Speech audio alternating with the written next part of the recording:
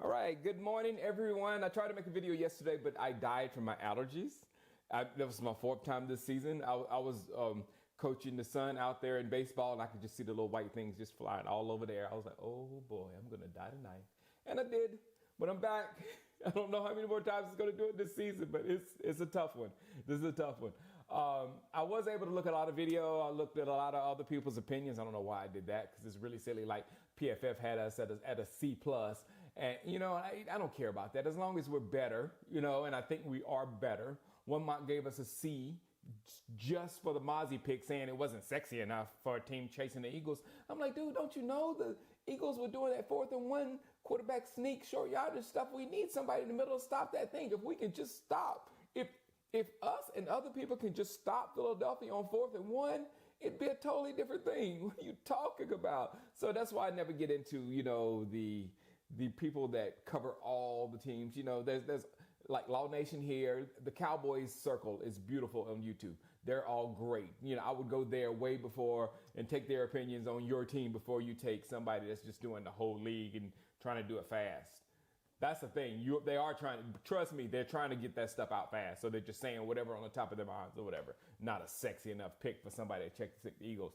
And this is the best way to explain of how, they might have got better picks in this draft, but we might be better coming out the box with what we got. One Eagles fan, he was a little sensitive about me not giving Howie Roseman praise. Like the clickbait media out there was doing. But come on, man. My Madden CPU could have made the same picks the Eagles did. Take the top guy on the board. Oh, you're a pick again? Take the top guy on the board. That's what the computer does. That's all it does. So I can't give them too much credit for that.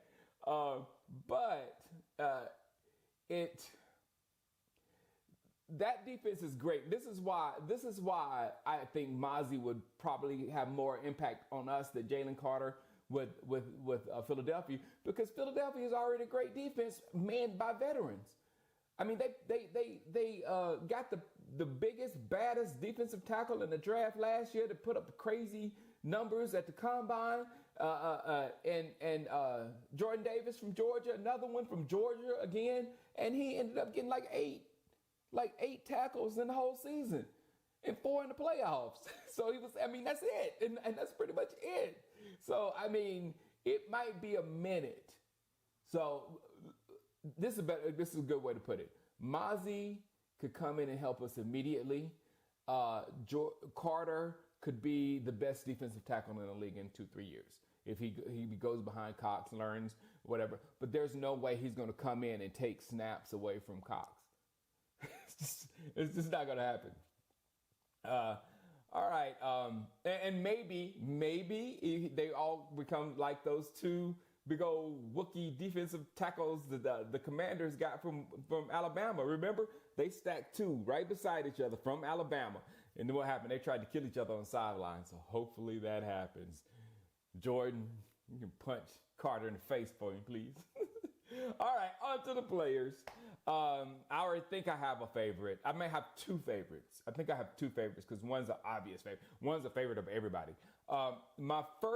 The first pick, Mozzie, the first person that came through my mind when I saw Mozzie is Dontari Poe. Because they were both big, strong, and they were agile. And I looked at the comparison on NFL.com, and they looked very, very, very similar. So I was like, yeah, right on it. And I remember wanting Dontari Poe badly. It's been that long since I've been wanting a big old defensive tackle. That's been a long time. But he had the whole career, came here at the end of his career, everything. But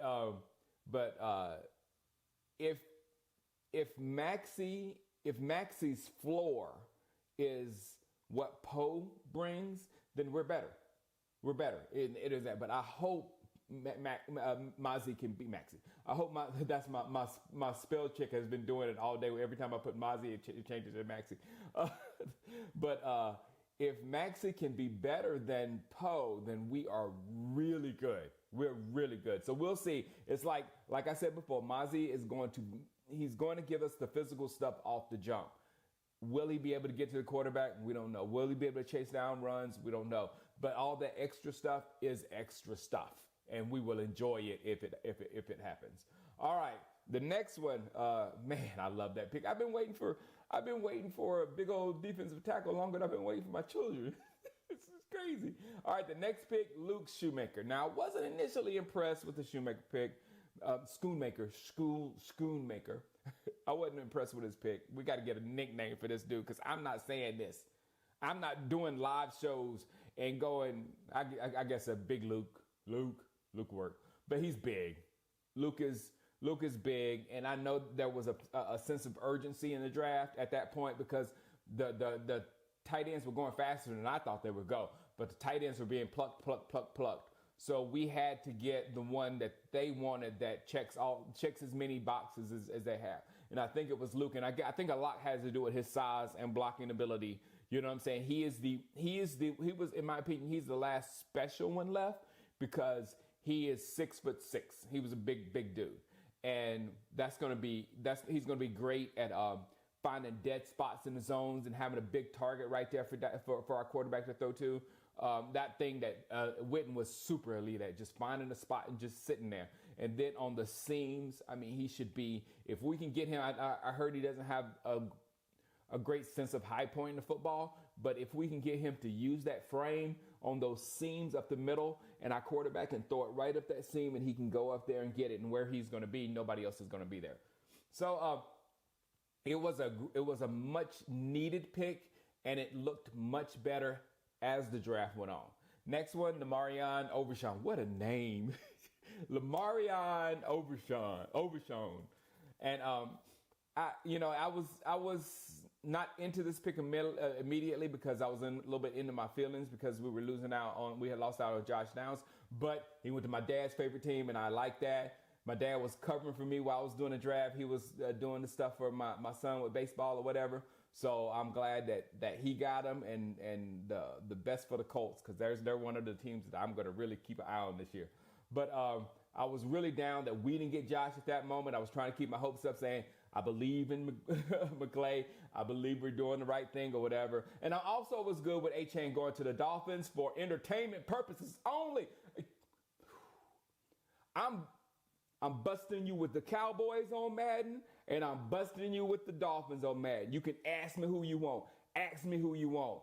But that I like A-Chain on the Dolphins just for entertainment purposes only. That team is so fast, it's ridiculous. It's ridiculous. And they got the perfect offense for that. I'm telling you right now, if Tua stays healthy, we might be seeing them in the Super Bowl. All right. The next one might be my favorite. I'm trying to pronounce his name. Viliami Fehoko. But within 20 seconds of watching his tape, that motor was just like all over the place. I'm like, I'm gonna love this. A dude that don't take plays off, that's what you like. And then I've been wanting a big Samoan on our defense, or not so Samoan, a big Polynesian on our defense since I think I visited Fiji back, a long time ago. And I was there in Fiji. I said, I'm looking for a defensive tackle. I'm looking for a Haloti Nada out here.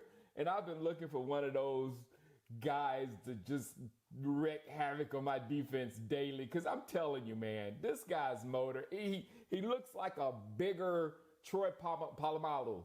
You know what I'm saying? With the hair everywhere. And you see, he just looks like a wild man. And can you imagine, having to block this guy every down? Man, is he going, oh, God, he going to come at me again? Man, I love it. I'm going to keep an eye on that guy, and hopefully he can do a lot of things.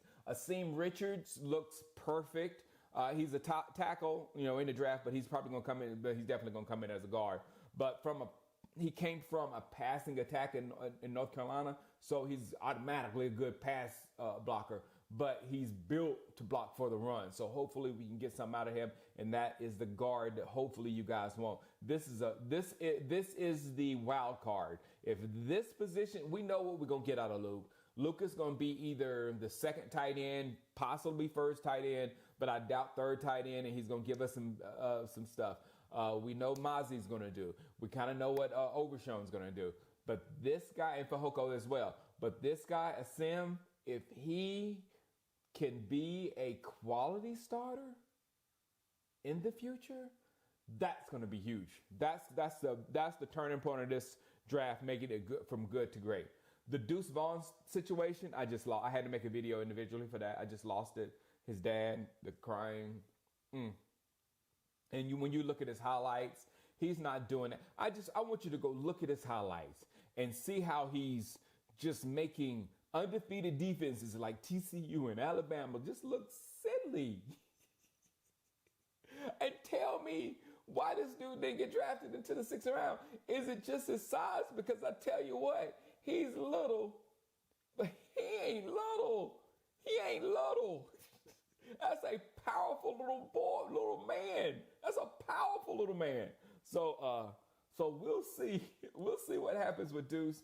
But I can't see the person that can take over for Pollard. That's him. He's got hands out of the backfield. If Pollard needs to go next year, if Pollard can stay, those two can still be a 1-2 punch, because he can be that third round back. But this is the main thing. He 100% does the exact thing that I wanted Josh Downs for. And that was to be an available target for your quarterback on every play. And for him to be an available target, and just think about this guy, he is Darren Sproles. And the Eagles rode Darren Sproles to a great little window there when they had him. And if nothing's open, we don't have to force the ball into tight spots just because you got to get rid of the ball. A simple dump down is a problem for the defense.